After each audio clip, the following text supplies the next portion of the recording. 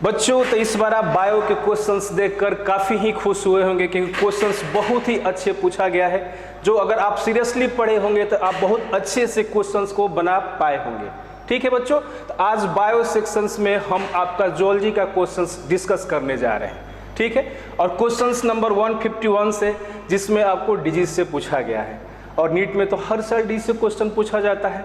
और इस बार जूलॉजी का सेक्शंस में अगर देखा जाए तो मैथ्स वाले क्वेश्चंस ज़्यादा पूछे गए हैं पिछले साल के कंपेयर में, और पहला ही क्वेश्चंस हमें मिल रहा है मैथ्स वाले जूलॉजी में जो कि डिजीज से है। अगर इस तरह के क्वेश्चंस को बनाना हो, अगर लिस्ट 1 है और लिस्ट 2 है, 2 दिया रहता है, तो हमें क्या है कि अगर बचपन में हम लोग क्या करते थे कि इसको ऐसे मूव करते थे, इसको ऐसे मूव करके क्वेश्चंस को बना लिया करते, जैसे टाइफाइड है तो बैक्टीरिया से मैच कर दिए, लिस्मेनिया है तो प्रोटोजोआ से मैच कर दिए, अगर फ्लाइरियस तो निमोटोइड से कर दिए, और रिंगवर्म से कर दिए फंगस।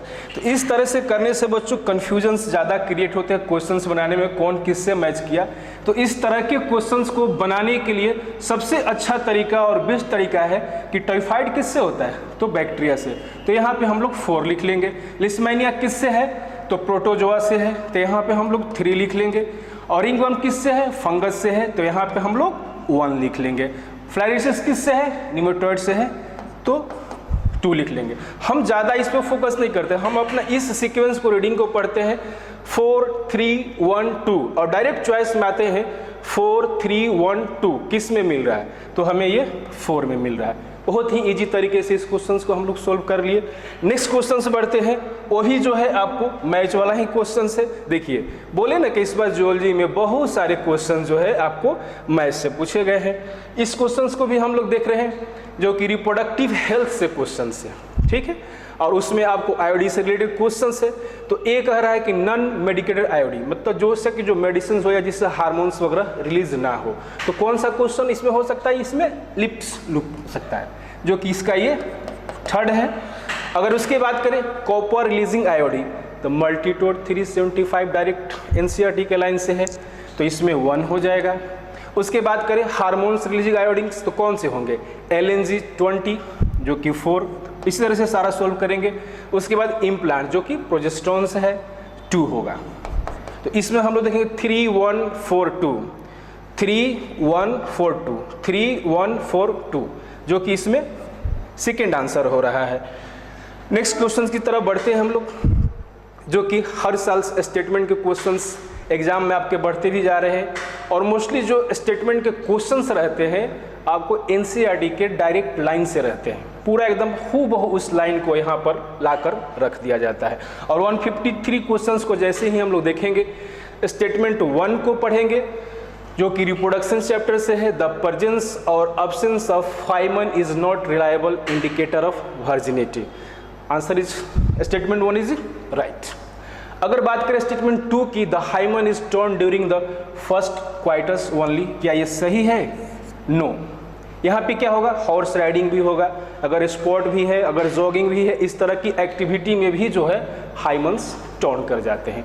इस कंडीशंस में क्या है, स्टेटमेंट 2 हमारा ये गलत हो जाएगा। ठीक है, और स्टेटमेंट 1 क्या है, ये सही होगा। तो इसमें हम देखेंगे statement 2 is but 2 is false, तो इसमें आपको 1 जो है कि आंसर होगा। अगला देखते हैं डायरेक्ट क्वेश्चन से, in the both sexes of cockroach a pair of jointed filamentous structure called anal cerci are present, मतलब किस सेकंड में प्रेजेंट है। तो इस तरह के क्वेश्चन जब हम लोग अगर सोल्व करते डायरेक्ट अगर याद है तो क्वेश्चंस को बना लेंगे। इसका आंसर क्या होगा, 10th होगा। 4th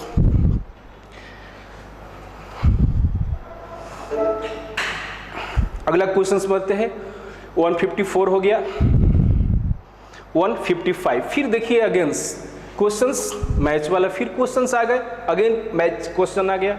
अब इसको भी उसी तरीका से मैच करेंगे हम लोग, देखेंगे कि पॉन्स क्या है, तो इसमें देखेंगे कौन सा हमारा चॉइस इसके साथ मैच करता है। तो पॉन्स जो है कि कनेक्टिंग का काम करता है, connecting different regions of the brain, pneumotaxic centre भी होता है अगर इसमें बात करें तो ए का इसमें 3 हो जाएगा। हाइपोथैलेमस क्या है, देखते हैं इसमें कौन सा चॉइस इसके साथ सेट हो रहा है। न्यूरोसेक्रेटरी सेल्स इसके पास प्रेजेंट रहता है क्योंकि ये बहुत सारे हार्मोन्स को भी रिलीज करता है, तो इसके लिए कौन सा हो जाएगा, 4th हो जाएगा। मेडुला जो कि रिस्पायरेटरी सिस्टम इसके पास रहता है, गैस्ट्रिक सेंटर भी रहता है, तो रिस्पायरेशंस एंड गैस्ट्रिक सिक्रेशंस, तो इसका 2 हो जाएगा। सेरिबेलम जो कि पोजीशंस बैलेंसिंग का काम करता है, स्पेशल स्पेस भी प्रोवाइड करता है न्यूरॉन्स के लिए, तो provide additional space for the neurons, regulate postures and balance, इसका हम लोग 1 देखेंगे। फिर इसी सीक्वेंस में पढ़ लेंगे 3 4 2 1। अब देखते हैं यहाँ पे 3 4 2 1 डायरेक्ट यहाँ पे आंसर हो जाएगा। सारे चॉइस को पढ़ने की जरूरत नहीं, आप इस सीक्वेंस को अरेंज कीजिए और अपने चॉइस में उसको जाकर पढ़ें। नेक्स्ट क्वेश्चन की तरफ मूव करते हैं जो कि इंडोक्राइन सिस्टम से है, और यहाँ पे हार्मोन्स के केमिकल नेचर को पूछा है, जो कि प्रोटीन हार्मोन्स होते हैं, स्टेरॉयड हार्मोन्स होते हैं, और उसमें पूछ रहा है कि कौन सा ये हार्मोन्स है। जैसे यहाँ पे आपको देख रहा है which of the following is not a steroid hormone, ठीक है, कौन सा स्टेरॉयड नहीं है, तो प्रोजेस्टेरोन आपका स्टेरॉयड हो गया, ग्लूकागॉन जो है कि प्रोटीन हार्मोन से, कॉर्टिसोल्स भी स्टेरॉयड हो गया, टेस्टोस्टेरोन भी स्टेरॉयड हो गया, तो यहाँ पे हम लोग का जो आंसर होगा वो होगा ग्लूकागॉन। आगे की तरफ बढ़ते हैं। 157 क्वेश्चंस कह रहा है कि which one is the correct product of DNA dependent RNA polymerase to the given template। इस क्वेश्चंस को अगर देखा जाए तो जेनेटिक्स के पास से क्वेश्चन है, और इस तरह के क्वेश्चंस हमेशा पूछे जाते हैं एग्जाम्स में देखा जाए तो इसको बनाने के लिए यहाँ पे आपको टेम्पलेट दे रखा है। यहाँ पे क्या दे रखा है, टेम्पलेट।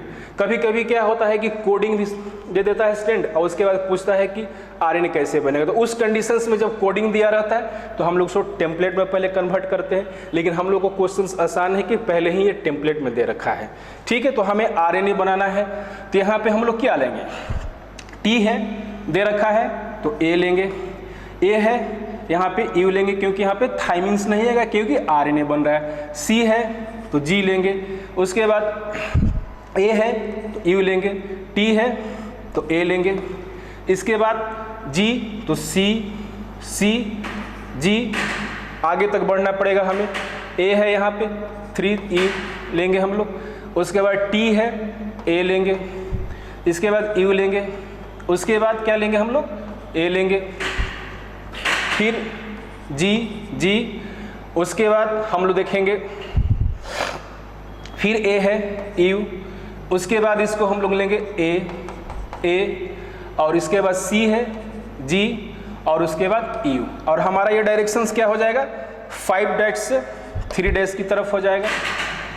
अब हम इसको मैच करेंगे, जो हम लोग इसको बनाए हैं किसके साथ ये मैच कर रहा है, तो देखते हैं यहाँ पे ए यू जी किस में है, A U G U A, third में भी मिल रहा है A U G U A, C C G U A U, इससे भी मैच नहीं करेगा।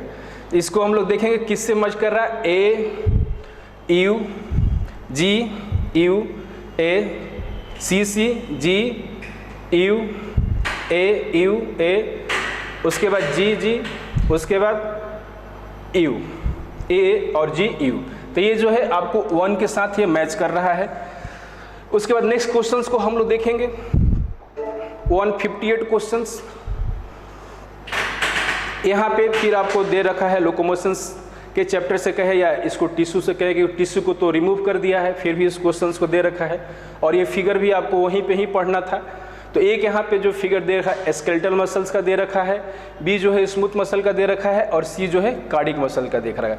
कैसे हम लोग पहचानते हैं, जैसे कार्डिक मसल्स का है तो यहाँ पे ब्रांचेस देखने को मिलता है, स्टेशन भी देखने को मिलता है, और हमें इस मसल्स में भी जो है स्केलेटल मसल्स में स्टेशन देखने को मिलता है। स्केलेटल मसल्स का काम क्या है, जो कि हमारे स्केलेटल से अटैच होते हैं, तो इसके अकॉर्डिंग हम लोग अपने चॉइस को देखेंगे कि इसमें कौन सा है। तो पहला जो फिगर कह रहा है ए स्केलेटल सही है, बाइसेप से अटैच होता है, एकदम सही है।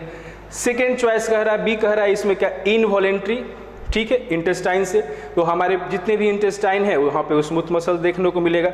और उसके बाद कह रहा है स्मूथ हार्ट में, नो, तो ये सही नहीं है क्योंकि यहाँ पे कार्डिक होगा। फिर नेक्स्ट बढ़ते हैं हम लोग, कहाँ पे हमें दिखने को मिल रहा है, सेकंड चॉइस देखते हैं इनवॉलेंट्री नो स्टिप, ये भी सही नहीं है। स्केलेटल बोन ये सही है, बट कार्डिक हार्ट, ठीक है, ये भी सही नहीं है। आगे देखते हैं हम लोग skeletal tricep, smooth stomach and cardiac heart, तो ये हमारा जो सही होगा ये आपको 4th नंबर जो है इसमें सही होगा।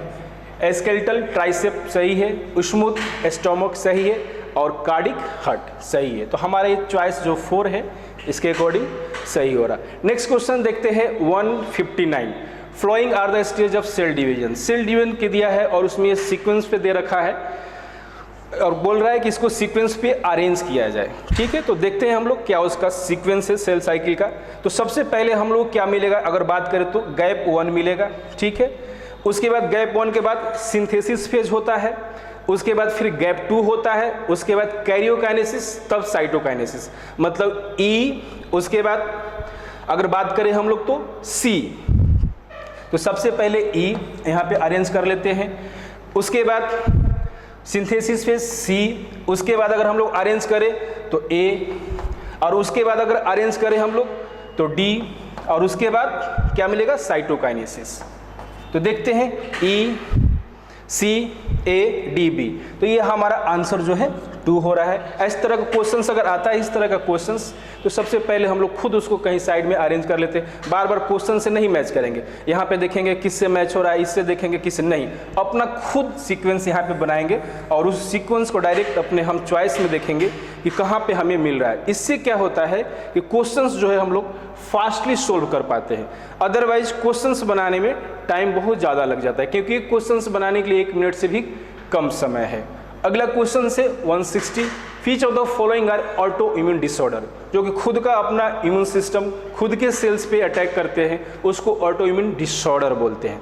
और इसमें कुछ दे रखा है आपको, कौन सा है इसमें आपको चूज करना है। सबसे पहले है माइस्थेनिया ग्रेविस, उसके बाद र्यूमेटॉइड आर्थराइटिस है, गाउट है, मस्कुलर डिस्ट्रोफी है, और उसके बाद एक जो ई है सिस्टेमिक लूपस एरिथ्रोमाइटस। जबकि ये हम लोग पढ़ाते नहीं है, फिर भी ये चॉइस में दे रखा है, लेकिन फिर भी इसको ना जानते हुए भी इस क्वेश्चंस को हम लोग बना लेंगे। तो यहाँ पे आपको रिक्वायर्ड है, ये आपको है ऑटोइम्यून डिसऑर्डर। उसके बाद बात करें, ये भी है आपको माइस्थेनिया ग्रेविस, ऑटोइम्यून डिसऑर्डर है। गाउट जो है कि आपको मेटाबॉलिक रिलेटेड डिजीज है, जिससे कि यूरिक एसिड्स के रिलीज ज़्यादा सीक्रेट होने से हम लोग के बॉडी में होता है। मस्कुलर डिस्ट्रॉफी की बात करें तो ये जो है जेनेटिकल डिसऑर्डर है। तो हमारा ए और बी पता है, तो देखते हैं और ए और बी किस में है, क्योंकि हमें ई नहीं पता है। मान के चल रहे कि हमें ई पता ही नहीं, क्योंकि हम पढ़े ही नहीं है। तो कैसे इसको बनाएंगे, तो बनाने का तरीका क्या है कि देखते हैं कोई चॉइस में ए और बी सिर्फ यहाँ पे दे रखा है, ठीक है, और ए बी यहाँ पे भी दे रखा है। तो कहने का मतलब ए बी और इसके साथ क्या लगा हुआ है, डी। तो डी तो हमारा जेनेटिक डिसऑर्डर है, तो ये तो 3 होगा नहीं, क्योंकि इसलिए इस तरह से क्वेश्चन बना रहे हैं, क्योंकि यहाँ पे जो है हम लोग इसके बारे में एनसीईआरटी में नहीं पढ़े हैं। अब 4th देखते हैं, इसमें ए और बी एंड ई दिया हुआ है, तो इसके वजह से हमें नहीं भी जानकारी होने की वजह से इस चॉइस को, इस क्वेश्चन को हम लोग अच्छे से टिक कर सकते हैं। नेक्स्ट क्वेश्चन की तरफ बढ़ते हैं हम लोग। 161 अगेंस्ट मैच क्वेश्चंस। पूरे लगता है कि एनटीओ को मैच क्वेश्चन से प्रेम हो गया है, पूरा क्वेश्चंस भरे पड़े हुए हैं। Match 1 list with 2। यहाँ पे कुछ एंजाइम्स के नाम दे रखे हैं और ये एंजाइम्स किस सबस्ट्रेट पे काम करेगा उसको यहाँ पे मैच करना है। लाइपेजेस जो कि एस्टर बॉन्ड, उसके बाद बात करें न्यूक्लियस जो कि फॉस्फोडाइएस्टर बॉन्ड पर काम करेगा, जिसमें यहाँ पे 4। अगेन इसी तरह से अरेंज करेंगे। उसके बाद प्रोटीजेस पेप्टाइड बॉन्ड 1 और एमाइलेज तो ग्लाइकोसिडिक बॉन्ड होगा 3। तो हमारा क्या इधर आता है 2 4 1 3, 2 4 1 3, इसमें हमारा चॉइस 1 सही हो रहा है। आगे बढ़ते हैं 162। The flippers of the penguin and dolphins are the example of the। ठीक है, तो कहने का मतलब कि फ्लिपर्स और डॉल्फिन्स का दे रखा है दोनों का, जो कि एनालॉजी का एग्जाम्पल है, जिसका फंक्शन सेम करता है। तो इस केस में इसका क्या आंसर होगा, जो कि एकदम ये कन्वर्जेंट का एग्जाम्पल है। नेक्स्ट बढ़ते हैं हम लोग 163। Match list 1 with list 2। ठीक है, ये आपको जो है यहाँ पे कैपेसिटी दे रखा है, रिस्पायरेटरी कैपेसिटी, जैसे expiratory capacity, functional residual capacity, vital capacity और इंस्पायरेटरी कैपेसिटी। तो ये सारे लंग के कैपेसिटी से क्वेश्चन से। तो एक्सपायरेटरी की अगर बात कर रहा है तो इसमें आपको टीवी और ईआरवी आएगा। तो देखते हैं कहाँ पे है TV, expiratory reserves volume and tidal volume, तो इसका 1 हो जाएगा। अगर फंक्शनल रेसिडुअल कैपेसिटी की बात कर रहा है तो यहाँ पे रेसिडुअल वॉल्यूम और एक्सपायरेटरी रिजर्व वॉल्यूम होगा। तो देखते हैं कहाँ पे है, expiratory reserve volume plus residual volume. तो इसमें हम लोग बच्चों क्या है 4 कर लेंगे। उसके बाद क्या है वाइटल कैपेसिटी, जिसमें तीनों वॉल्यूम को ऐड करेंगे। वाइटल कैपेसिटी देखते हैं कहाँ पे है, एक्सपायरेटरी इंस्पायरेटरी कैपेसिटी देख लेते हैं, reserve volumes plus tidal volume. इसका थर्ड और बच गया हम लोग के पास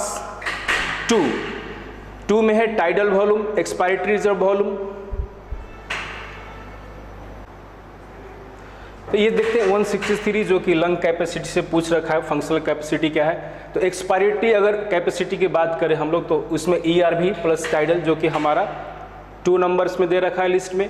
फंक्शनल रेसिडुअल कैपेसिटी की बात करें तो हमारा दे रखा है 4 में expiratory reserve volume plus residuals volume. Vital capacity जिसमें आपको ERV tidal volume inspiratory reserve volume वो भी आ जाएगा, और इंस्पायरेटरी कैपेसिटी में जो है आपको IRV एंड TV आ जाएगा। तो इस तरह से अगर देखें हम लोग 2 4 1 3 2 4 1 3 जिसमें हमारा आंसर ये 3 हो गया। अगला क्वेश्चन देखते हैं 164। Which one of the following factors will not affect the Harding-Winn equilibrium? तो Harding-Winn equilibrium को 5 फैक्टर जो है टोटल अफेक्ट करते हैं। तो उसमें देख रहे हैं कौन कौन से फैक्टर दे रखे हैं। जीन माइग्रेशन अफेक्ट करेगा, कांस्टेंट जीन पूल जो कि नहीं अफेक्ट करेगा, जेनेटिक रिकॉम्बिनेशंस भी करेगा, जेनेटिक ड्रिफ्ट भी करेगा, इसके सिवा नेचुरल सिलेक्शन भी होगा वो भी करेगा, म्यूटेशंस भी करेगा, लेकिन यहाँ पे कांस्टेंट जीन वॉल्यूम आपको नहीं करेगा। नेक्स्ट क्वेश्चन की तरफ बढ़ते हैं हम लोग। अब यहाँ पे इवोल्यूशन से क्वेश्चन दे रखा है और पूछ रहा है कि यहाँ पे सबसे जो पहले कौन से आए थे, मतलब ह्यूमन का डेवलपमेंट हुआ था, क्योंकि यहाँ पास्ट से कह रहा है, पास्ट से आपको रिसेंट में जाना है। ठीक है, पास्ट से रिसेंट में जाना है। तो इस तरह के जो अगर सीक्वेंस को लेंगे तो NCERT में जैसे जैसे लाइन से दे रखा है उस तरह से हम लोग इस सीक्वेंस को अरेंज करेंगे। तो सबसे पहले जो होमो हैबिलिस था अगर बात करें हम लोग तो सेकेंड ये था हम लोग का होमो इरेक्टस, और थर्ड जो है निएंडरथैल है, और फोर्थ ये अगर यहाँ पे हम लोग बात करें तो सबसे पहले हम लोग ए देखेंगे किस में है, उसके बाद देखेंगे डी किस में है, यहाँ पे है, सी यहाँ पे है और बी यहाँ पे है। तो ये हमारा जो आंसर होगा 2 होगा। ये कंप्लीटली जो है NCERT के जो लाइन दे रखा है उसी के अकॉर्डिंग आपको सजाना है इसमें। अगला क्वेश्चन देखते हैं, following are the stages of pathway for the conduction of an action potential. तो एक्शन पोटेंशियल के लिए जो रिस्पॉन्सिबल होता है हर्ट में वो SA नोड होता है, SA नोड होता है। हर्ट्स में अगर बात करें हम लोग तो ये जो है कि SA नोड होता है, ये कंप्लीटली जो है हर्ट्स में SA नोड होता है, और यहाँ पे SA नोड्स, ठीक है, और यहाँ पे AV नोड्स, और इससे जो यहाँ पे आपको निकला ये बंडल्स निकलते हैं यहाँ से, जिसको AV बंडल्स भी बोलते हैं। इसके बाद इनके ब्रांचेज होंगे, और ब्रांचेज के बाद इससे फिर परकिंजे फाइबर्स की बात करें तो यहाँ पे हमें देखने को मिलेगा। तो सबसे ऊपर जो कि कंडक्शन प्रोड्यूस करता है हार्ट में वो SA नोड है। उसके बाद AV नोड के पास जाता है, फिर AV बंडल के पास जाता है, फिर बंडल ब्रांचेज परकिंजे फाइबर। तो देखते हैं कहाँ पे हमारा ये है चॉइस में। तो SA नोड E यहाँ पे अगर बात करें हम लोग तो, उसके बाद AV नोड C, उसके बाद हम लोग बात करते तो AV बंडल A, उसके बाद बंडल ब्रांचेस D, उसके बाद देखें तो परकिंजे फाइबर। इसको इसी तरह से बनाते हैं हम लोग जिससे इजी हो जाएगा, और डायरेक्ट जो है अपने चॉइस में पढ़ेंगे ECADB कहाँ पे है, तो यहाँ पे है। कभी भी इस तरह का क्वेश्चंस अगर बनाए, अगर सीक्वेंस को अरेंज करने का दे रखा है तो आप अपने क्वेश्चंस पे बना ले, कभी भी चॉइस पे नहीं जाए। उस तरह से क्या होता है कि आपके माइंड मोड देखते हैं कि कौन होगा, अगर आपको पता नहीं है सही से, तो अगर सही से पता है तो आप आराम से इजिली इसको अरेंज कर सकते हैं। अगला क्वेश्चन है, which of the following factors are favorable for the formation of oxyhaemoglobin in alveoli. ठीक है, तो एल्वियोलाई में क्या कंडीशंस होता है, अगर वहाँ पे अगर हम लोग बात करें एल्वियोलाई में तो वहाँ पे partial pressure of oxygen high होना चाहिए, पार्शियल प्रेशर ऑफ CO2 लो होना चाहिए। ठीक है, साथ ही साथ H+ भी यहाँ पे लो होना चाहिए। ठीक है, और टेम्परेचर भी क्या है, लो होना चाहिए। तो इस देख रहे कंडीशंस को कौन फिल कर रहा है, ऑक्सी हीमोग्लोबिन बनाने के लिए एक कंडीशंस होना चाहिए। तो यहाँ पे low partial pressure of CO2 and high H+ concentration, नहीं ये सही नहीं है। लो POCT ये भी सही नहीं है, एंड हाई टेम्परेचर की बात कर रहा है। उसके बाद हम लोग देख रहे हैं high PO2 and high PO2 ये भी सही नहीं है। उसके बाद बात करते हैं high partial pressure of oxygen and lesser H+ concentration. तो यहाँ पे जो कंसेंट्रेशन लेस होना चाहिए और partial pressure of oxygen high होना चाहिए, तो इसके अकॉर्डिंग हमारा ये फोर्थ जो है सही होगा। अगला क्वेश्चन से बढ़ते हैं हम लोग 168, जो कि ये आपको यहाँ पे दे रखा है बायोटेक्नोलॉजी से, और इसको फिर मैच करने के लिए बोल रहा है, किससे मैच करेगा। तो फिर उसी तरह से हम लोग मैच करके देखेंगे। ए है किससे रिलेटेड है, एंटीट्रिप्सिन है जो कि इम्फेसिमा से रिलेट करता है, तो यहाँ पे हम लोग थर्ड लिख लेंगे।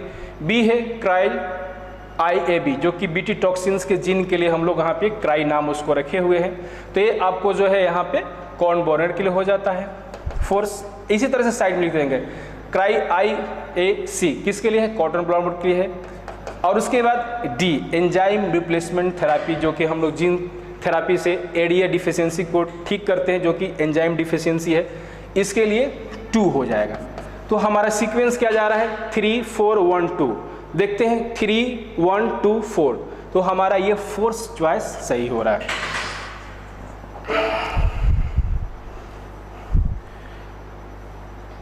वन 160 देखते हैं फिर अगेंस्ट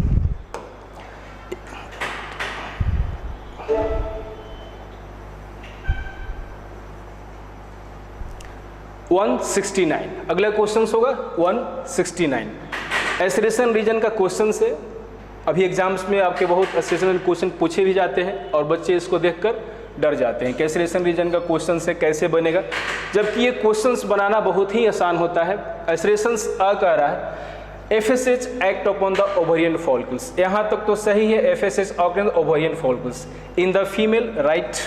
उसके बाद कह रहा है Leydig cells in male, no. Leydig cells में कौन सा हार्मोन्स लगता है, LH, FSH नहीं काम करता है। तो इसी समय ये तो यही गलत हो गया। आगे हमें पढ़ना क्या है इसके बारे में। अगला रीजन्स आर कर रहा है, क्योंकि रीजन्स को भी पढ़ना होगा। कह रहा है growing ovarian follicles secret oestrogens in female, right, सही है। उसके बाद कह रहा है interstitial cells secret androgens in male human beings, ये भी सही है। तो ये हमारा रीजन्स यहाँ पे सही हो रहा है। इसके अकॉर्डिंग अपनी चॉइस देखेंगे कहाँ पे हमारा ए जो है फॉल्स है और आर ट्रू है। तो ये सेकेंड चॉइस है, A is false but R is true. 170 देखते हैं, बायोटेक्नोलॉजी से फिर पूछा गया है और ये प्लाज्मिड का दे रखा है फिगर यहाँ पे, जो कि नाम दे रखा है PBR32, ठीक है। और यहाँ पे देखिए हमेशा बच्चे से बोलते रहते हैं कि फिगर्स बहुत इंपॉर्टेंट होते हैं, NCERT का कोई भी फिगर हो इंपॉर्टेंट होते हैं, दूसरा कोई भी फिगर आपको याद नहीं करना रहता। अब यहाँ पे y दे रखा है और यहाँ पे x पूछ रहा है कि क्या है, NCERT का डायरेक्ट फिगर है। जैसे यहाँ पे ROP y की जगह क्या रहता है ROP, और x जो है यहाँ पे क्या रिप्लिकेशन ऑफ ऑरिजिन है। तो इस अनुसार हम लोग देखेंगे कौन सा चॉइस सही हो रहा है। The gene X is protein involved in the replication of plasmid and Y for the resistance to antibiotic। आगे की चॉइस देखते हैं हम लोग। Gene X is responsible for recognition site and Y is responsible for the antibiotic resistance, ये भी नहीं होगा। The gene X is responsible for resistance to antibiotic and Y for the protein involved in the replication of plasmid, ये भी सही नहीं है। The gene X is responsible for controlling the copy of the number of linked DNA and Y for the protein involved in the replication of plasmid। तो ये answer हमारा सही होगा। नेक्स्ट क्वेश्चन की तरफ बढ़ते हैं। फिर देखिए मैच, सिर्फ मैच ही मैच, इसलिए अब ये इंडिकेट कर रहा है जो बच्चों को इस बार अगर नीट अच्छा नहीं गया है तो मैच वाले क्वेश्चंस को थोड़ा ज़्यादा ही प्रैक्टिस करें। अब यहाँ पे दे रखा है आपको कोकीन है, हीरोइन है, मॉर्फिन है, मैरिजुना है, और इसको मैच करने के लिए बोल रहा है। कुछ इसके मतलब जो प्लांट से आते हैं उसके बारे में, कुछ का फंक्शन भी दे रखा है। तो कोकीन की बात करें हम लोग तो इरिथ्रोजाइलम से ये आपको मिलता है कोकीन, ठीक है। उसके बाद हीरोइन की बात करें पैपेवर सोमनीफेरम से मिलेगा आपको। उसके बाद मॉर्फिन, अब मॉर्फिन का देखते हैं किससे मिलता है कि क्या इसका फंक्शन दे रखा है, तो मॉर्फिन का यहाँ पे फंक्शन दे रखा है। कह रहा है कि इफेक्टिव सीडेटिव इन सर्जरी, तो जो सबसे मेजर वगैरह सर्जरी होते हैं उसमें मॉर्फिन ही दिया जाता है जिससे कि पेन महसूस ना हो। उसके बाद मैरिजुना, हशीश, चरस किससे मिलेगा, तो कैनाबिस सटाइवा, यहाँ पे 2 है। हम पढ़ते नहीं, बस हम इसको अपना अरेंज करते हैं और हम इसमें देख लेते हैं 3 4 1 2 कहाँ पे है 3 1 4 2, तो डायरेक्ट हमें 2 में मिल गया 3 4 1 2। तो हम इस क्वेश्चन को इसी तरह से बनाते हैं, हमें बहुत ही कम समय में इस क्वेश्चन को बना लेते हैं। अपना इधर लिखते हैं 3 4 1 2 और डायरेक्ट हम चॉइस में जाते हैं 3 4 1 2 हमें कहाँ मिला और उस चॉइस को हम टिक कर देते हैं। नेक्स्ट क्वेश्चंस की तरफ बढ़ते हैं। क्वेश्चंस नंबर 172 कह रहा है कंसीडर द फॉलोइंग स्टेटमेंट। अब यहाँ पे कुछ स्टेटमेंट दे रखे हैं, ठीक है। तो जैसे ही अगर ABCD स्टेटमेंट दे रखा है तो इस क्वेश्चंस को हम लोग वहीं पे बनाते हैं और यहीं पे टिक करते जाएंगे कौन सा स्टेटमेंट सही है कौन सा गलत है। तो कह रहा है कि एनालिट्स आर ट्रू सिलोमेट्स, ये तो सही है। उसके बाद कह रहा है पोरिफेरस आर स्यूडोसिलोमेट, बिल्कुल ही नहीं, पोरिफेरा क्या है, एसिलोमेट है। एस्केलमेंथिस कह रहा है कि एसिलोमेट है जबकि ये स्यूडोसिलोमेट है, तो ये भी गलत हुआ, ये भी गलत हुआ। प्लेटीहेलमिंथिस आर स्यूडोसिलोमेट, नो, ये भी गलत है। तो 3 स्टेटमेंट में इसमें गलत है और 1 इसमें आपको सही है। तो इसका कौन सा आंसर होगा, तो 4 होगा। आगे बढ़ते हैं फिर नेक्स्ट क्वेश्चंस स्टेटमेंट की तरफ, मतलब स्टेटमेंट और मैचिंग क्वेश्चंस भरे पड़े हुए हैं। किडनी से क्वेश्चंस है, given below are 2 statement. In the nephron the descending loop of Henle is impermeable to water, no, permeable to water. यहाँ पे क्या होगा, परमिएबल होगा। ये तो यहीं पे गलत पकड़ा गया, आगे बढ़ेंगे क्या हम, कह रहा इम्परमिएबल टू वाटर, नहीं, ये तो परमिएबल होता है। एंड कह रहा परमिएबल टू इलेक्ट्रोलाइट्स, नहीं, इम्परमिएबल टू इलेक्ट्रोलाइट, तब तो यहाँ पे कंसंट्रेट बढ़ता है इसका। तो ये स्टेटमेंट तो यहीं गलत हो गया। Statement 2 the proximal convoluted tubules is lined by the simple columnar, नहीं, सिंपल कोबाइडल। तो ये यहाँ पे ही एक टर्म्स गलत दे रखा है, इसमें दोनों स्टेटमेंट ही गलत है। तो कह रहा है कि in the light of above statement choose the correct answer for the option given below. तो देखते हैं statement 1 is true but statement 2 is false, statement 1 is false but statement 2 is true, both statement 1 and statement 2 are true, both statement 1 and statement 2 are false। इसमें हमारा 4 हो जाएगा answer.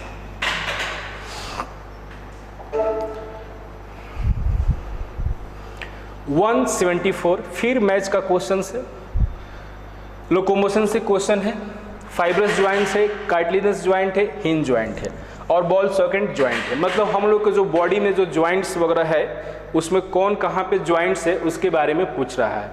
NCERT में थोड़ा सा में दे रखा है लेकिन बहुत ही इंपॉर्टेंट है, रिपीटेड क्वेश्चंस भी है। फाइब्रस ज्वाइंट कहाँ पे मिलेगा, हम लोग के स्कल में मिलेगा अगर बात करें तो। कार्टिलेजनस ज्वाइंट कहाँ पे मिलेगा, हम लोग के वर्टिब्री में मिलेगा। हिंज ज्वाइंट कहाँ पे मिलेगा, घुटने में मिलेगा। और बॉल एंड सॉकेट ज्वाइंट ये हम लोग का क्या है, बॉल एंड सॉकेट ज्वाइंट है। तो देखते हैं इसके अकॉर्डिंग हम लोग इसको अरेंज करते हैं अपने तरीका से, अपने स्टाइल से। फाइब्रस ज्वाइंट देखते हैं किस में मिलेगा, अस्कल, ठीक है। Do not allow any movement, पूरे स्टेटमेंट को पढ़ना है, do not allow any movement सही है। तो इसमें हम लोग 3 लेंगे। Cartilaginous joints adjacent vertebrae limited movement, good, 1 हो जाएगा। उसके बाद हिंज ज्वाइंट की बात करें जो कि हम लोग को नी में मिलता है, देखते हैं ये कहाँ दे रखा है, 4th में दे रखा है, नी हेल्प इन लोकोमोशंस, तो ये 4 हो जाएगा। बॉल एंड सॉकेट ज्वाइंट जो कि मूवमेंट में हेल्प करता है और कहाँ पे मिलेगा, humerus and pectoral girdle. Rotational movement, देखिए रोटेशनल मूवमेंट ये हो गया 2। तो बात करते हैं 3 1 4 2, देखते हैं कहाँ पे है, 3 1 4 2 सेकेंड चॉइस जाएगा। नेक्स्ट क्वेश्चन की तरफ बढ़ते हैं।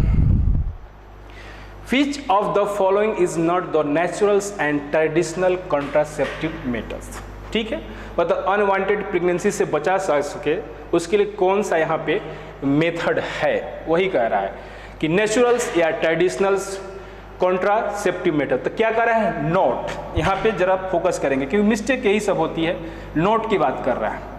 तो लैक्टेनियल एमनेरिया जो कि ट्रेडिशनल है, नेचुरल है, वोल्ट, जो कि ये नेचुरल नहीं है क्योंकि हम लोग बैरियर्स को लगाते हैं, एज ए बैरियर यूज़ करते हैं। क्वाइटस इंटरपर्स ये भी जो है नेचुरल है, और पीरियोडिक सब्सटेंस ये भी नेचुरल है। तो यहाँ पे आंसर जो होगा सेकेंड होगा बाबू।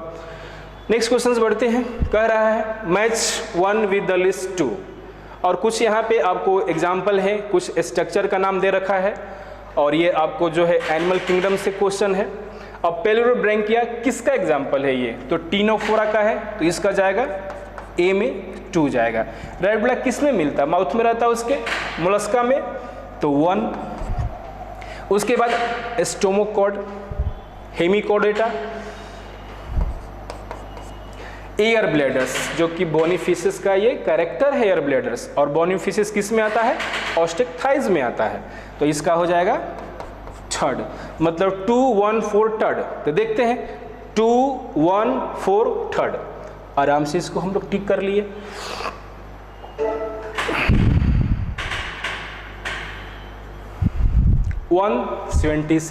एकदम मैच क्वेश्चन तो पूरा भरे पड़े हुए, देखिए तो पूरा मैच वाला ही क्वेश्चन है। अब ये आपको जो है सेल से क्वेश्चन है, सेल का कुछ यहाँ पे स्ट्रक्चर दे रखे हैं, उसके बाद उनको लिस्ट 2 के साथ मैच करना है। तो एक्सोनिम कहाँ पे मिलेगा अगर बात करें हम लोग, तो एक्सोनिम जो है कि सिलिया एंड फ्लैजिला में मिलेगा। तो सिलिया एंड फ्लैजिला 2 में दे रखा है, 2 में दे रखा है, 2 में दे रखा है। कार्टविल किसका है, सेंट्रियोल का है, याद करें कार्टविल ऑर्गेनाइजेशन शो करता है। उसके बाद Crysta, this the very important structure in the mitochondria, तो 4। और सैटेलाइट तो क्रोमोजोम के साथ रहता है, तो क्रोमोजोम्स कहाँ है, 3rd में है। 2 1 4 3rd, देखते हैं कहाँ पे है अपना, 2 1 3rd 4, 2 1 4 3rd, 2 1 4 3rd, second choice. Next questions 178, which of the following statement is incorrect. यहाँ पे आपको इनकरेक्ट चूज करना है। जब ऐसे क्वेश्चंस आए तो कम से कम इस पे आप हाईलाइट कर लो कि माइंड्स में रहे कि इनकरेक्ट की बात कर रहा है, क्योंकि बहुत कन्फ्यूजन्स होने का डर रहता है कि करेक्ट है कि इनकरेक्ट। तो जैसे ही आप इस क्वेश्चन को पढ़ो एक बार वहाँ पे ऐसे मार्क कर लो, जिससे कि आपको माइंड्स में हाईलाइट्स रहेंगे कि इनकरेक्ट को चूज करना है।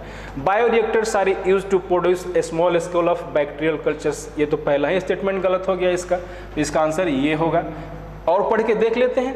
Bioreactors have an agitator systems and oxygen delivery system and form control system, सही है। न्यूट्रिएंट्स भी प्रोवाइड करते हैं हम लोग, वाइटमिन्स भी देते हैं इसके थ्रू।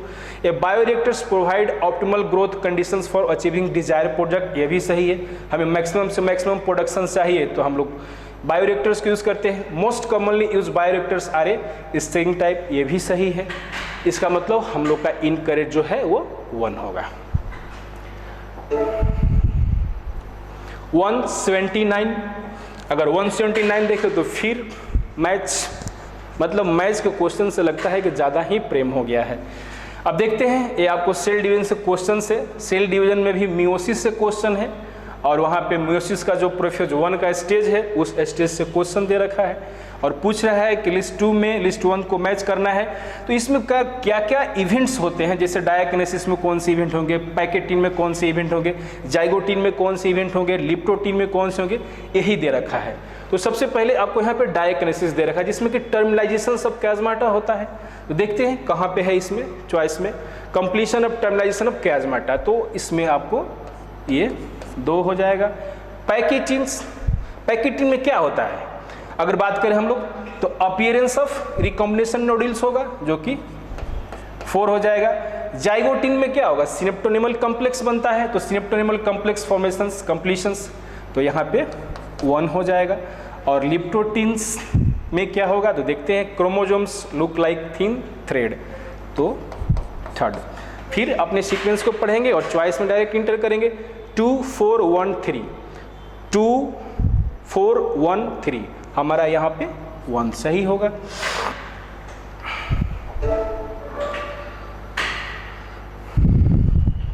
आते हैं हम लोग 180 क्वेश्चंस पे, देखते हैं फिर मैच का क्वेश्चन से। और यहाँ पे कुछ आपको जो है कॉमन डिजीज भी है, कुछ टेस्ट भी हैं, और उसके रिगार्डिंग लिस्ट 2 में यहाँ पे दे रखे हैं उनके रिगार्डिंग। तो पूछ रहा है कि कॉमन कोल्ड किससे होगा। तो कोल्ड वगैरह मोस्टली हम लोग देखते हैं कि वायरस से ही होता है, वायरल डिजीज होता है। और कॉमन कोल्ड में लोग बहुत सारे एंटीबायोटिक भी खाने लगते हैं, जबकि ये गलत बात है, नहीं खाना चाहिए, कोई असर नहीं होगा। तो कॉमन कोल्ड राइनो वायरस, हीमोजाइंस, ये आज की दिए मलेरिया में, वहाँ पे हीमोजाइंस टॉक्सिन्स रिलीज करता है, प्लाज्मोडियम 1। और विडाल टेस्ट वेरी इंपॉर्टेंट, हमेशा पूछता है 2 टाइफाइड। अगर एलर्जी की बात करें, एलर्जी किससे होगा, तो यहाँ पे डस्ट माइट से। बहुत सारे एलर्जी होते हैं, पॉलन से भी एलर्जी हो सकता है, किसी और भी चीज़ों से एलर्जी हो सकता है, इन्वायरमेंट में पॉल्यूशन है उससे भी एलर्जी हो सकता है। अगर बात करें हम लोग तो 2 1 2 4 3 1 2 4 देखते हैं, 3 1 2 4 हमारा ये 1 चॉइस सही होगा। नेक्स्ट क्वेश्चन है एसरेशन एंड रीजन्स। ठीक है, देखते हैं, रिप्रोडक्शन से क्वेश्चन है।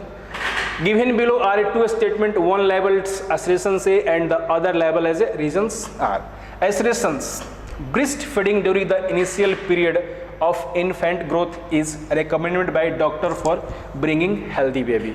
तो किसी भी हेल्दी बेबी के लिए कम से कम 6 मंथ तक जो है ब्रेस्ट फीडिंग कराना बहुत ही जरूरी होता है। अगर रीजन्स की बात करें तो क्लोस्ट्रम्स कंटेन सेवरल एंटीबॉडीज, ये भी सही है। Absolutely essential to develop resistance for the newborn baby, क्योंकि कोलेस्ट्रॉल्स में क्या है, एंटीबॉडीज प्रेजेंट रहता है। तो जैसे ही फर्स्ट मिल्क अगर बेबी पीता है तो उसको रेजिस्टेंस मिलता है, इम्यूनिटी मिलता है। तो ये दोनों ही स्टेटमेंट सही है। और यहाँ पे कह रहा है कि हेल्दी बेबी, तो हेल्दी बेबी क्या है, इम्यून सिस्टम भी अच्छा चाहिए, मतलब एसरेशन भी सही है और रीजन भी सही है और इसको एक्सप्लेन भी कर रहा है। तो देखते हैं कौन सा इसका आंसर सही होगा।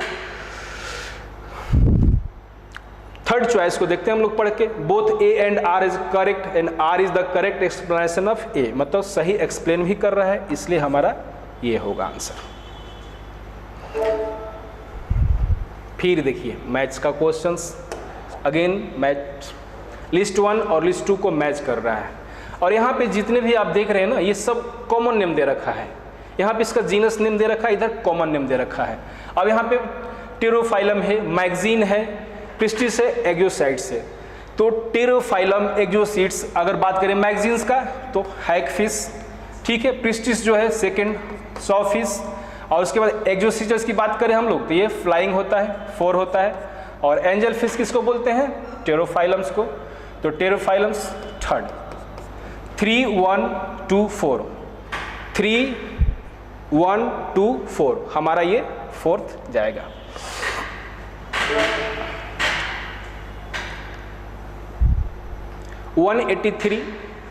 क्वेश्चन ही बड़ा सिंपल लग रहा है। The Ti plasmid Agrobacterium tumefaciens stand for, मतलब यहाँ पे आपसे सिर्फ जो है इसका पूछा है कि इसको हम लोग क्या पढ़ते हैं टीआई को यहाँ पे।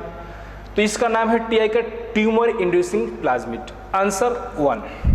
Each of the following is not component of फ्लैपियन tube. Each one of the following is not component of फ्लैपियन tube. अब यहाँ पे कह रहा है कि कौन सा ये जो स्ट्रक्चर है कि फ्लैपियन ट्यूब का नहीं है। तो इनफंडिबुलम फ्लैपियन ट्यूब, एम्पुला भी फ्लैपियन ट्यूब और इस्थीमस भी फ्लैपियन ट्यूब। और ये तो यूट्रस का है, यूट्राइन फंडस। इसका आंसर 3 होगा। अगेंस्ट मैच क्वेश्चंस जेनेटिक्स से दे रखे हैं। Down syndrome, alpha thalassaemia, beta thalassaemia and Klinefelter syndrome. तो डाउन सिंड्रोम जो है 21 क्रोमोसोम्स की वजह से होता है, एक्स्ट्रा होने की वजह से, इसका 3rd। अल्फा थैलेमसिया और बीटा थैलेमसिया जो कि सिकल सेल से है, जिसमें अल्फा और बीटा चेंज होता है हीमोग्लोबिन का, उससे ये क्वेश्चन दे रखा है। ठीक है, तो अल्फा थैलेमसिया के लिए रिस्पॉन्सिबल फॉर द 16 क्रोमोसोम्स और बीटा थैलेमसिया के लिए 11th क्रोमोसोम्स। तो 16 कहाँ पे है, 4 में है। बीटा थैलेमसिया की बात करें तो 11th है, 1 हो जाएगा। और क्लाइनेफेल्टर सिंड्रोम क्या है, एक्स्ट्रा एक्स क्रोमोसोम्स रहता है, इसमें 2 हो जाएगा। 3 4 1 2 3 4 1 2 इसमें हमारा फर्स्ट ही सही हो जा रहा है।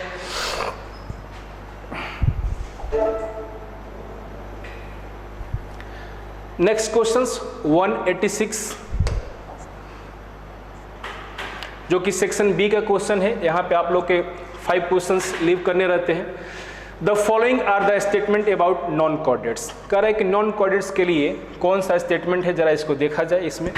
और कह रहा है कि choose the most appropriate answer from the option given below. यहाँ पे कुछ आपको स्टेटमेंट दिए रखे हैं और कह रहा है कि उससे मतलब आप अप्रोप्रिएट चॉइस को चूज कीजिए।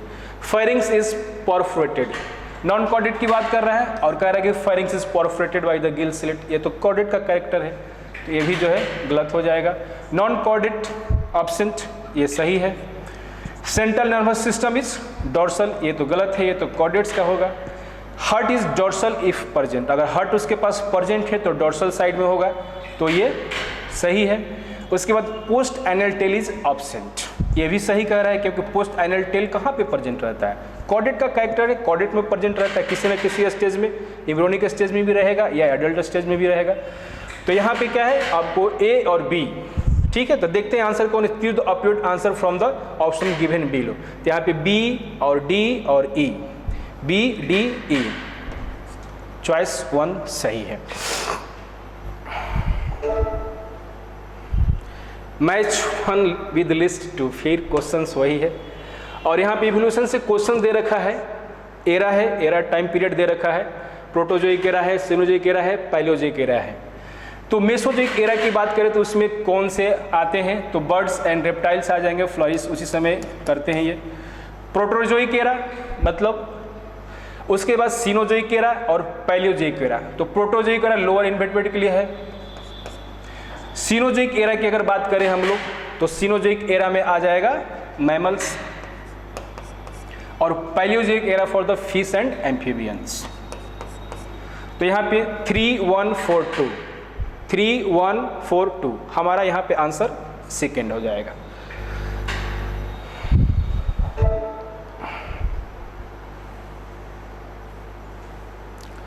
वन 88 क्वेश्चंस स्टेटमेंट का क्वेश्चन से कह रहा है। Statement 1, the cerebral hemispheres are connected by the nerve tract known as the corpus callosum. इस तरह से नर्व ट्रैक्ट रहते हैं जिससे कि हेमिस्फीयर अटैच रहता है। तो स्टेटमेंट 1 तो सही है। स्टेटमेंट 2 कह रहा है the brain stem consist of medulla oblongata, pons, cerebellum.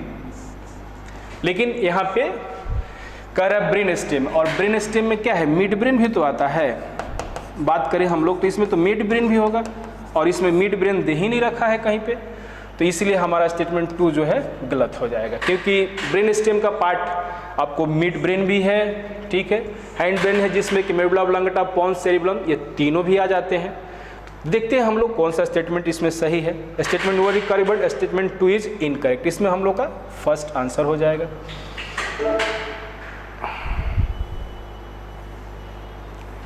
अगला क्वेश्चन 189, फिर ये हार्मोन से क्वेश्चन है। एनसीईआरटी का ये बिल्कुल लाइन है अगर देखा जाए तो। जीएनएच गोनाडोट्रोपिक रिलीजिंग हार्मोन से, जो कि 2 हार्मोन्स होते हैं, एलएच होते हैं और एफएसएच होते हैं। तो ठीक है, गोनाडोट्रोपिक हार्मोन है तो यहाँ पे एफएसएच दे देंगे। और उसके बाद एलएच दिखा रहा है कि कहाँ पे काम करेगा, तो एलएच जो है आपको लेडिक सेल पे काम करेगा,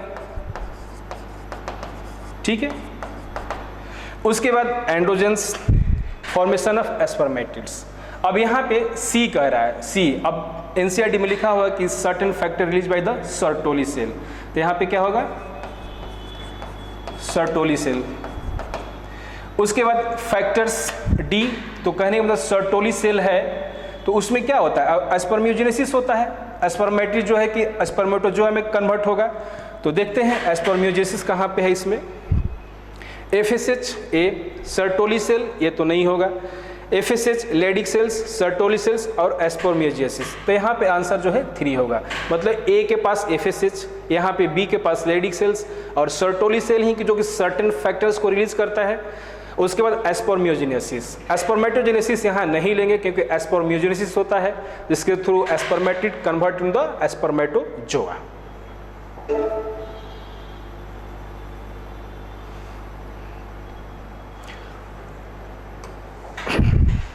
match list 1 with the list 2। यहाँ पे दे रखा है जेनेटिक्स का क्वेश्चन है, RNA polymerase 3 termination of transcriptions splicing of exon, जो आरएनए वहाँ पे बनता है कॉपी होकर उसकी स्प्लाइसिंग की भी जरूरी होती है, उसके बाद वो एमआरएनए में कन्वर्ट होता है।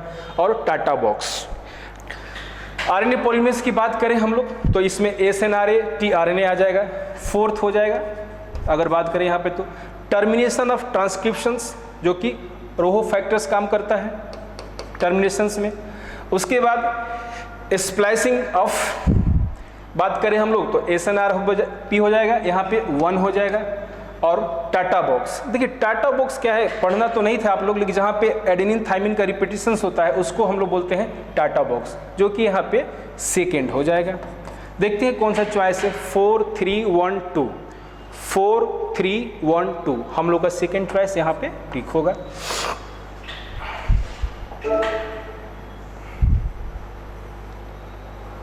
(191) क्वेश्चंस अगेन मैच। यहाँ पे कुछ नाम दे रखे हैं हार्मोन से रिलेटेड, एक्सोथैल्मिक ग्वाइटर है, एक्रोमेगाली है, कोशिंग सिंड्रोम है, क्रेटिनिज्म है। तो एक्सोथैल्मिक ग्वाइटर्स कैसे होते हैं, हाइपरसिक्रेशंस की वजह से होता है, थायराइड ग्लैंड से जब हाइपरसिक्रेशन होता है थायरोक्सिन्स के, उसके वजह से होता है, आई वगैरह प्रोट्रूड कर जाता है, बाहर की तरफ निकल जाता है। तो देखते हैं hypersecretions of thyroid hormones is protruding eye balls, तो ये हमारा 3 जाएगा ए के साथ। Acromegaly high secretions of growth hormones in the adult is the acromegaly. Excessive secretion of growth hormones, ठीक है, 4th ले लेंगे इसके लिए। कुशिंग सिंड्रोम जो कि आप लोग पढ़ाए नहीं है बट इसका फिर भी क्वेश्चंस आपको यहाँ पे है, लेकिन फिर भी ये बन जाएगा। Excess secretion of cortisol, moon face and hyperglycaemia, तो यहाँ पे ये 1 जाएगा। और क्रेटिनिज्म्स जिसको स्टैंड ग्रोथ भी बोलते हैं due to the hyposecretion of thyroids, तो यहाँ पे 2 हो जाएगा। 3 4 1 2 देखते हैं कौन सा चॉइस में है। 3 4 2 1 acromegaly, 4 excessive secretion of growth hormones, उसके बाद Cushing syndrome, excessive secretion of कॉर्टिसोल्स, और क्रेटिनिज्म्स है हाइपोसिक्रेशन ऑफ थायराइड्स 2। तो 3 4 1 2 इसमें 2nd हम लोग का चॉइस हो जाएगा। 192 क्या बात है, सिर्फ और सिर्फ मैच वाले क्वेश्चंस भरे पड़े हुए हैं।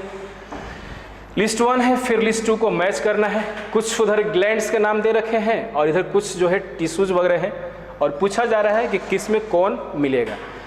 तो यहाँ पे यूनिसेलुलर ग्लैंडल एपिथेलियम है, जब आपको इंटेस्टाइन पढ़ाए थे तो बताए थे वहाँ पे गॉबलेट सेल्स होता है एलिमेंट्री कैनाल में जो कि यूनिसेलुलर होता है।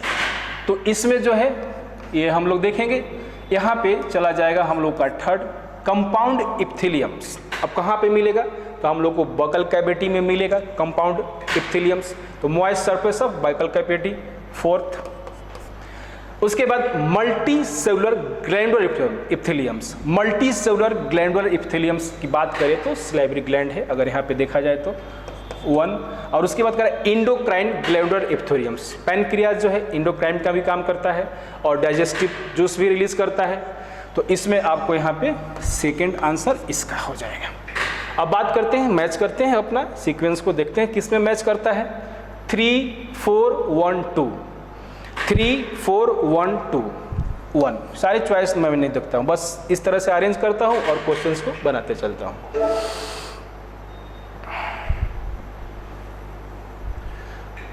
नेक्स्ट क्वेश्चंस 193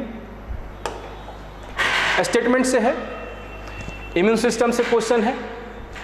कह रहा है statement 1, bone marrow is the main lymphoid organs where blood cells including lymphocytes are a produce.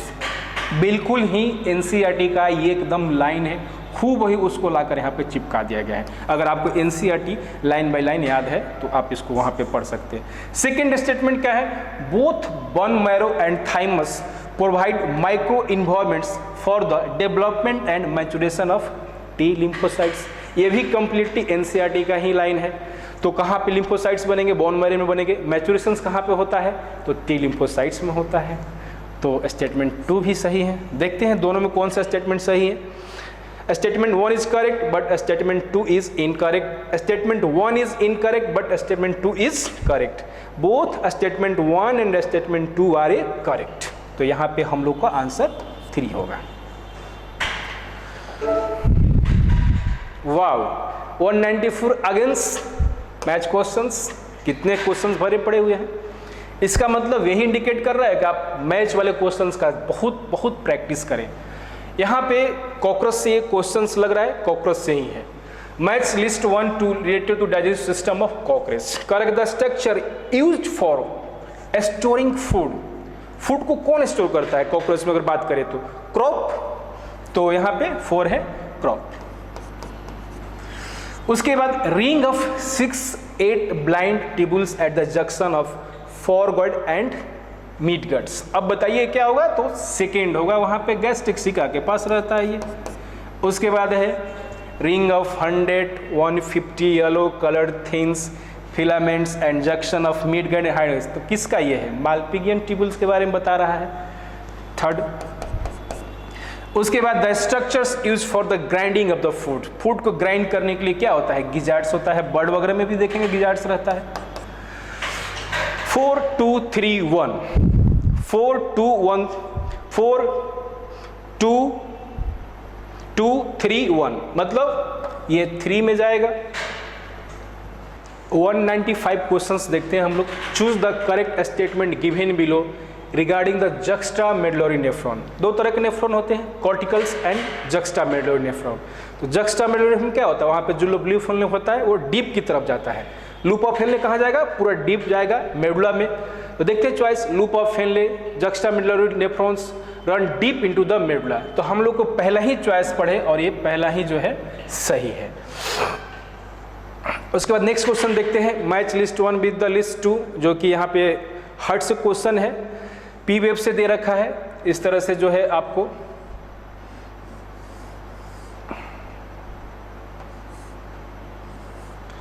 ये क्यू आर एस कॉम्प्लेक्स है. क्यू है, आर है, एस है, यहाँ पे पी है और टी है. P for the atria, Q R S complex for the ventricles. तो देखते हैं पी वेव किसके लिए होगा? डीपोलराइजेशन ऑफ आर्टिया. तो यहाँ पे अगर हम लोग बात करें तो पी के लिए वेव के लिए क्या है? डीपोलराइजेशन ऑफ आर्टिया. मतलब यहाँ पे आर्टिया का एक्साइटेशन होगा. उसके बाद बात करते हैं Q R S complex completely related to the depolarisation of ventricles. उसके बाद टी वेव. टी वेव की अगर हम लोग बात करें तो रीपोलराइजेशन ऑफ वेंट्रिकल्स. जब डीपोलराइजेशन होता है तो फिर वेंट्रिकल्स क्या है? रीपोलराइजेशन भी होता है. जब रीपोलराइजेशन होता है तो कौन सा वेव शो करता है? टी वेव करता है. तो रीपोलराइजेशन ऑफ वेंट्रिकल्स और 4. उसके बाद करें टी पी गैप. अब कहने का मतलब टी और पी के बीच में कब गैप मिलेगा? Heart muscles are electrically silent. जब साइलेंट हो जाएगा, कोई वहाँ पे इम्पल्स या ऐसे नोड कोई अगर जब वर्क नहीं करेगा तो आपको कंप्लीटली जो है ये साइलेंट हो जाएगा एकदम. इसके लिए हम लोग देखेंगे 1 3 2 4 1 3 2 4 1. इसका होगा 4. इसके बाद हम लोग बात करते हैं 197 क्वेश्चन देखते हैं. 197 क्वेश्चंस ये भी जेनेटिक से है और एलील का क्वेश्चन है. As per ABO blood groups system the blood group of father is B positive. Father का कैसा है? बी पॉजिटिव है. और mothers is A positive. Mothers A positive. ठीक है, अगर बात करें हम लोग तो. And child is O positive. Child जो है ओ पॉजिटिव होगा. तो सबसे पहले ओ पॉजिटिव का हम लोग जीनोटाइप देखते हैं क्या होता है. तो स्मॉल आई. और उसके बाद अगर बी पॉजिटिव की अगर जीनोटाइप करें या ए पॉजिटिव की तो यहाँ पे मान के चले आई बी हो सकता है और यहाँ पे अगर बात करें आई ए हो सकता है. लेकिन जो यहाँ पे ऑफ स्प्रिंग है, चाइल्ड है, जो कि क्या है? ओ पॉजिटिव है. तो ओ पॉजिटिव होने के लिए क्या है? मदर और फादर के पास आपको आई भी होना चाहिए और आई भी होना चाहिए, क्योंकि यहाँ पे आई बी और आई ए क्या है? डोमिनेंस होते हैं. और ये को डोमिनेंस का एग्जाम्पल भी है. एबीओ ब्लड ग्रुप किसका एग्जाम्पल है? को डोमिनेंस का. तो यहाँ पे आई जो है डोमिनेंटली शो नहीं कर पाता है.